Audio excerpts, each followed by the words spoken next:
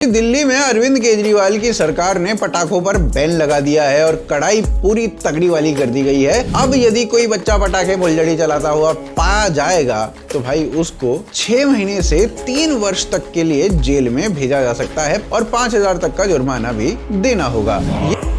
रुको जरा, सब्र करो। ये बैन केवल दिवाली की हार्दिक बधाई देने के लिए लगाया गया है। दिल्ली में पॉल्यूशन की जो प्रॉब्लम है वो दिल्ली के अपने निजी कारणों से है, ना कि बाहर के कारणों से, जिसमें गार्बेज का प्रॉब्लम एक बहुत बड़ा फैक्टर है। मेजर कंट्रीब्यूटर में व्हीकल्स, इंडस्ट्रीज, पावर प्लांट्स और डोमेस्टिक सोर्सेज हैं। ये रिपोर्ट आईआईटी ने 2015 में दी थी। आज तक इस पे क्या ही हुआ है कुछ नहीं पता। फिर 2016 में आईआईटी ने एनसीटी के साथ मिलकर एक नई रिपोर्ट दी जिसमें पता चला कि 56% दिल्ली का जो पॉल्यूशन है वो डस्ट पार्टिकल्स के कारण है। इन रिपोर्ट्स में क्रॉप बर्निंग को भी एक फैक्टर माना गया, परंतु वो भी इतना बड़ा फैक्टर नहीं माना गया।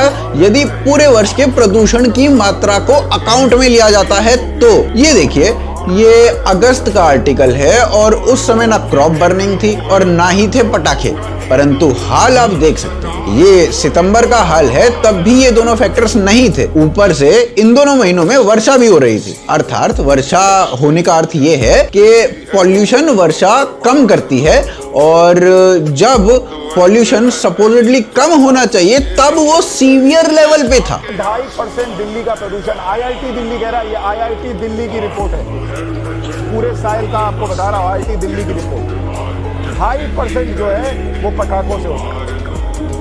अब आप भाई लॉजिक सुनना, वही लॉजिक जो केजरीवाल सरकार के साथ समन्वय नहीं रखता है। एक वस्तु है जो पूरे वर्ष पॉल्यूशन कर रही है भयंकर रूप से, दूसरी वस्तु है जो 1.5 महीने पॉल्यूशन कर रही है भयंकर रूप से, और तीसरी वस्तु है जो मात्र 12 घंटे पॉल्यूशन कर रही है। तो आप किस वस्तु को सही करोगे या किस पर काम करोगे ताकि पॉल्यूशन समाप्त हो? 12 घंटे वाली को बस उसे बैन कर दो, सब सही हो जाएगा।